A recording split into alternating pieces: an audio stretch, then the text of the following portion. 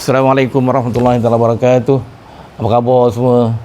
Sihat walafiat? Agaknya harap-harap Pak Cu macam itulah. Jadi ini merupakan video terakhir untuk penaja kita lah, BTS. Jadi Pak Cu ingin mengucapkan terima kasih lah kepada BTS kerana sudi menaja 10 video Pak Cu, dan ini adalah video yang terakhir daripada Pak Cu lah yang ditaja oleh BTS Engineering Sdn Bhd. Jadi terima kasih kepada Encik Safarudin kerana atas ihsan dapatlah kita bersiaran, dapatlah kita berkongsi ilmu untuk kebaikan, untuk manfaat semua yang boleh memahami bahasa Malaysia, maknanya dengan kata lain di Malaysia sajalah, dan juga di rantau di Indonesia. Jadi sebenarnya yang tajuk pada kali ini adalah memang satu tajuk yang Pak Cu rasa agak nak kata berat pun tidak berat juga, tetapi sebabkan Pak Cu bercerita tentang batu of course nak jadi berat kan. Tapi batu pada kali ini yang Pak Cu nak cerita adalah basalt. Basalt ini adalah satu jenis batu berwarna hitam, tetapi dia adalah komponen yang paling utama sekali pembentuk kulit lautan. Lautan kita tu, kebanyakan lautan kita luas. Lautan dekat seluruh dunia ni dia ada 70 yang mengisi lautan itu ada lebih kurang 71%. 71% daripada permukaan bumi ini adalah lautan. Jadi di bawah lautan itu, itulah dia, kebanyakannya adalah terdiri daripada basalt. Basalt betapa banyaknya basalt yang ada di atas muka bumi ini. Jadi tapi banyak kita tak nampak dia sebab dia di kerak bumi ataupun di kerak lautan, mana berada di bawah lautan. Tetapi ada, mengikut pada sejarah geologi itu macam-macam lah. Sejarah geologi sebagaimana Pak Cu cerita dahulu, di mana berlakunya pelanggaran, berlakunya pemisahan, berlaku pengalihan dan sebagainya.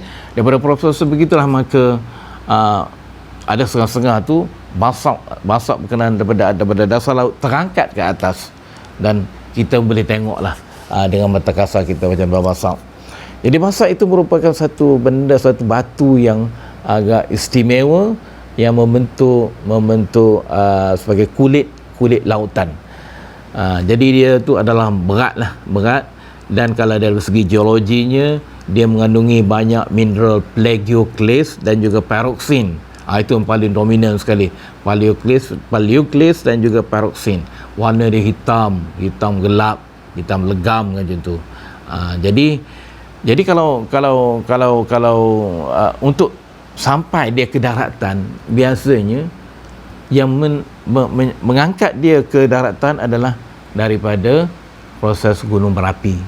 Jadi gunung berapi sebagai contoh yang paling besar sekali yang mengeluarkan basalt adalah Hawaii yang keluar tu, boom, kemudian dia punya lava dia duduk joget makanya, dan kemudian berlakunya aliran lava dia boleh berjalan jauh je berjalan dia. Jadi berjalan tu ada macam-macam bentuk, kita panggil dia sebagai pahoho lava. Pahoho lava itu adalah daripada basalt, dan kalau dia dah sejuk sikit dia akan pecah itu kita panggil dia sebagai lava.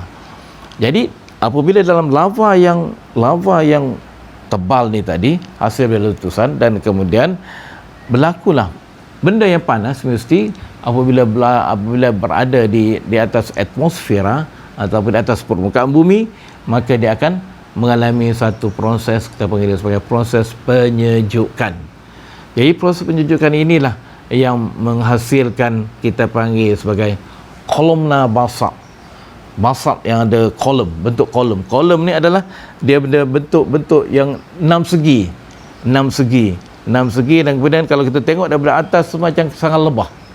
Kalau kita tengok daripada atas macam sangat lebah, ya nampak enam segi macam itulah. Jadi itulah yang ada berlakunya proses penyejukan. Jadi sebenarnya proses penyejukan ini adalah berlaku daripada atas.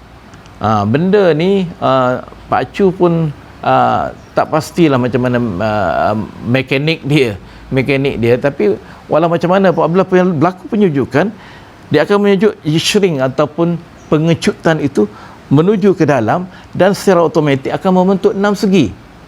Macam tu, membentuk enam segi.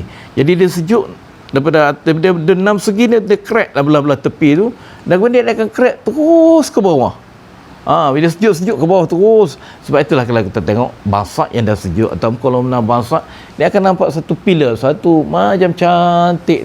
Ini menjadi satu ikon atau satu tempat yang menarik untuk orang kunjungi kalau kolomna basak ni. Jadi kolomna basak ni biasanya kalau kita tengok cerita Hindustan lah, Pak Cu pun tak ingat lah apa namanya, Kohanohai apa kita ingat, ada Sarukhan dengan apa dia, apa nama pelakon tu, itu dia ada joget-joget atas tu, joget-joget atas kolomna basak tu. Memang benda tu cantik, nampaknya ada satu pilar atau satu tiang-tiang yang cantik, dan kemudian adanya satu macam platform di sebelah atasnya. Jadi basak ni, kolomna basak ni ada ke agak-agak dekat Malaysia? Inilah sebab dekat Malaysia ni kita ada juga volcano, kita ada juga batu volkanik, tetapi batu volkanik yang Pak Cuduk cerita dulu yang belah bahagian timur semenanjung Malaysia ni, atau timur semenanjung Malaysia ni adalah andesite. Biasanya andesite ni tak terbentuknya kolomna tu, bentuk kolomna dia kena basak yang ada sinonim dengan kolomna basak. Kolomna tu bentuk struktur kolom, ada kolom ataupun tiang-tiang, tiang-tiang macam tiang-tiang apa dia, orang zaman-zaman Hercules dulu, macam itulah lebih kurang tiang dia, straight cantik. Jadi dekat Malaysia ni kita ada juga basak di semenanjung. Cuma ada 2 tempat yang basak di semenanjung ni, satu di Kuantan dan satu lagi di Segamat. 2 tempat je ada. Jadi kemudian di Kuantan ini yang nampak jelas dan unik basaknya. Jadi kalau kita pergi ke pantai Pasir Hitam, pantai Pasir Hitam dekat Besrah tu, di sana, kenapa Pasir Hitam? Sebab daripada daripada basak yang telah mengalami proses luluh hawa dan kemudian menghasilkan pasir-pasir yang berwarna hitam. Sebab itu dia panggil pantai Pasir Hitam. Tapi kita tengok sana, kalau sekiranya masa air itu masa surut, masa air surut, kita boleh berjalan di atas basak tu di pantai berkenaan, dan kemudian kita boleh tengok basak tu.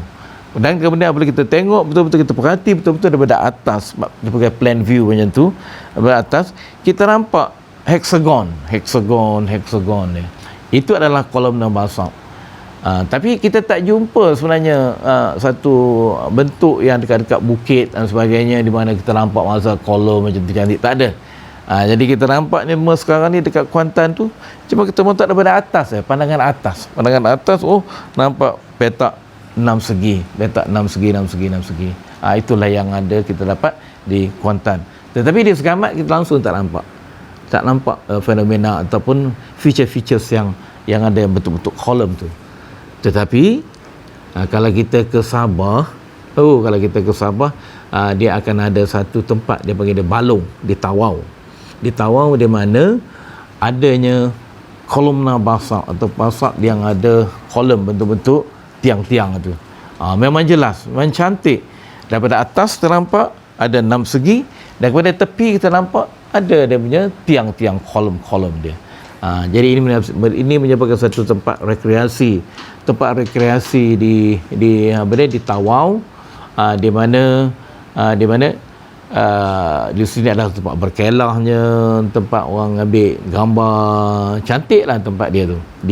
Nama dia, tempat dia adalah Balong di Tawau. Jadi kalau kita ada peluang ke Tawau, jangan lepaskan peluang ini untuk ke sana, untuk tengok sendiri macam mana keunikan yang ada pada kolomna basak tu. Jadi kalau Shah Rukh Khan tahu lah benda ni, Pak Cu rasa kalau Shah Rukh Khan pergi sana tu buat filem. Tapi tak tahulah.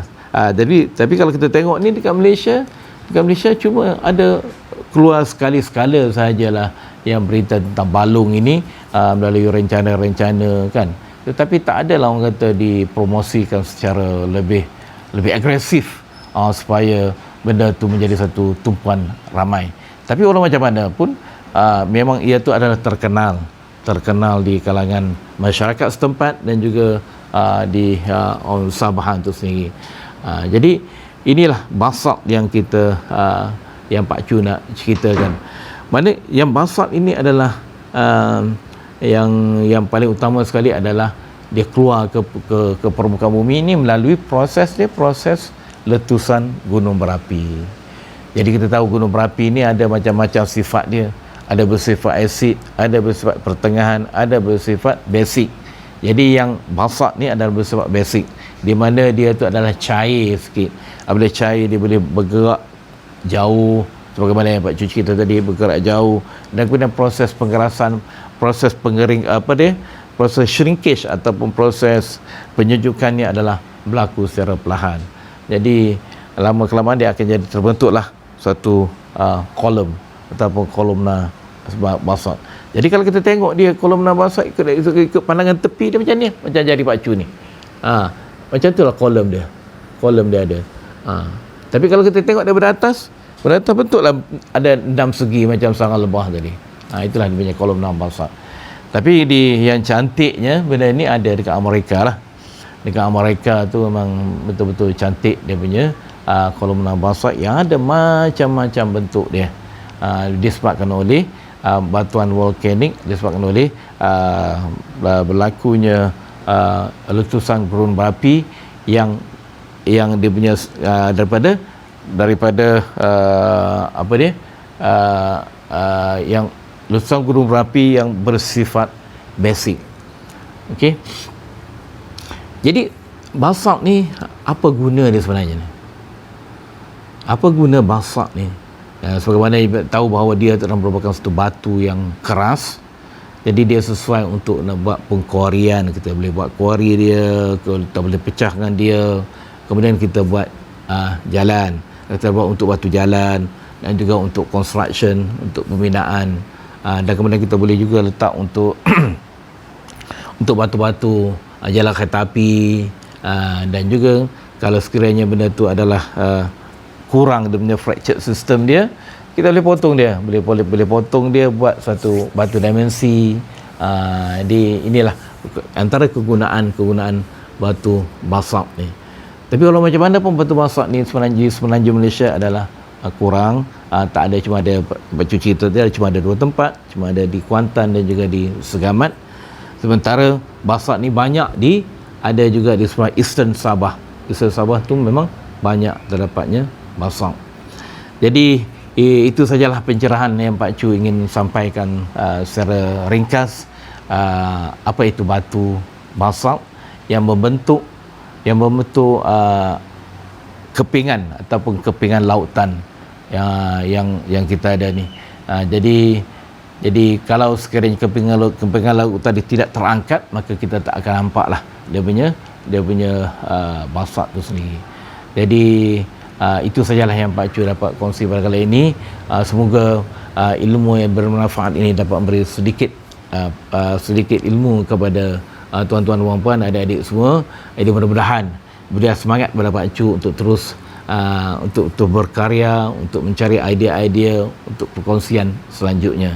Jadi mudah-mudahan kita akan jumpa lagi di episod yang akan datang. Jangan lupa like, subscribe dan share video ini untuk manfaat kita semua demi memasyarakatkan geologi negara. Bye bye. Assalamualaikum.